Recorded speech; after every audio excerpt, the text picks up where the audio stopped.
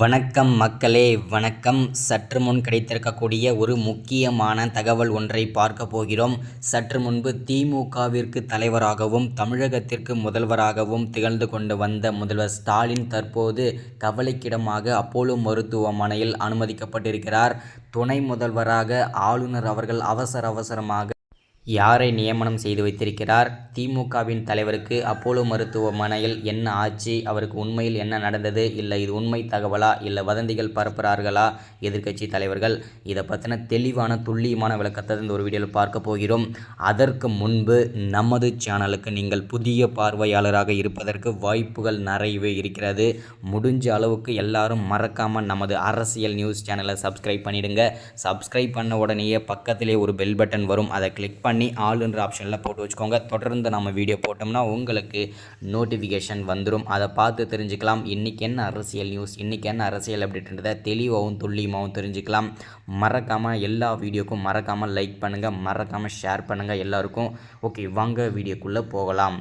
சற்று முன்பு கிடைக்கப்பட்டிருக்கக்கூடிய ஒரு முக்கியமான பரபரப்பான அதிர்ச்சிகரமான தகவல்னு கூட சொல்லலாம் திமுகவை பொறுத்த வரைக்கும். ஏன்னா திமுகவிற்கு தலைவராகவும் தமிழகத்திற்கு முதல்வராகவும் திகழ்ந்து கொண்டு வந்த முதல்வர் ஸ்டாலின் தற்போது அப்போலோ மருத்துவமனையில் அவசரமாக அனுமதிக்கப்பட்டிருக்கிறார். என்ன காரணம் அப்படின்னு பார்த்தீங்கன்னாக்கா, அவருக்கு பார்த்தீங்கன்னாக்கா பள்ளி பருவத்தில் இருந்தே பார்த்தீங்கன்னாக்கா இரத்த புற்றுநோய் இருந்திருக்கிறது. அது அப்போதிலிருந்தே இருந்த காரணத்தினால் தற்போது அது முற்றிவிட்ட காரணத்தினால் அவருக்கு பார்த்தீங்கன்னா உடல்நலக் குறைவால் அவரை அப்போலோ மருத்துவமனையில் அவசரமாக அவருடைய குடும்பத்தார்கள் அவர்கள் அனுமதிக்கப்பட்டிருக்கிறார்கள் என்பது இது தகவல்.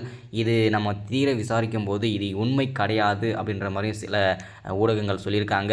சில தகவலும் கிடைத்திருக்கிறது. இது எந்த அளவுக்கு உண்மைன்றது தெரியல. அவர் அப்போலோ மருத்துவமனை உண்மையில் அனுமதிக்கப்பட்டிருக்கிறாரா இல்லை வதந்திகளான்றது இன்னுமே நமக்கு தெரியல.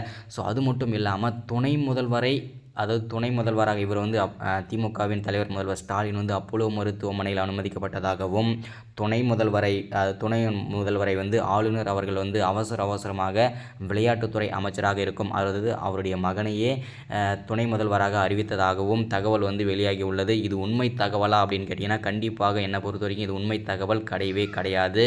இது வெறும் வதந்திகள் மட்டுமேன்றதை இந்த இடத்துல நம்ம உறுதிப்படுத்திக்கிறோம் தெளிவாகவே. ஸோ ஏன் அப்படின்னா திமுக தலைவருக்கு எதுவுமே ஆகலை. நேற்று வரைக்கும் நல்லா தான் இருந்தார். நேற்று முன்னில் 21ஆம் தேதி ஞாயிற்றுக்கிழமை கூட சேலம் மாநாட்டில் கலந்து கொண்டார். இதில் எந்த விதமான சந்தேகமும் கிடையாது. அவருக்கு எதுவுமே ஆகலை. இது எல்லாமே வதந்திகள் நியூஸ் தான். இதுவுமே பரப்பாதீங்க. இதுவுமே யாரும் நம்ப வேண்டாம்.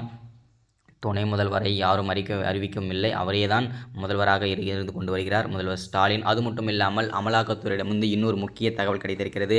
இன்னும் பல அமைச்சர்கள் சிக்குவார்கள் என்று அதையும் பொறுத்திருந்து பார்க்கலாம். சப்ஸ்கிரைப், லைக், ஷேர் பண்ணுங்கள். தேங்க்யூ.